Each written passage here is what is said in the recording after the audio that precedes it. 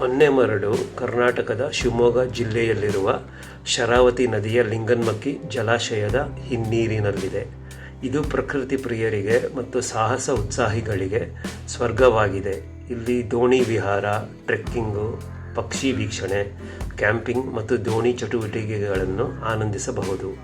ಸೂರ್ಯೋದಯ ಮತ್ತು ಸೂರ್ಯಾಸ್ತ ಅದ್ಭುತ ದೃಶ್ಯಗಳು ಇಲ್ಲಿ ಲಭ್ಯವಿರುತ್ತದೆ. ಇದು ಶಿವಮೊಗ್ಗ ಜಿಲ್ಲೆಯಲ್ಲಿ ಸಾಗರ ತಾಲೂಕಿನಲ್ಲಿರುವ ಲಿಂಗನಮಕ್ಕಿ ಜಲಾಶಯ ಬಳಿ ಇದೆ.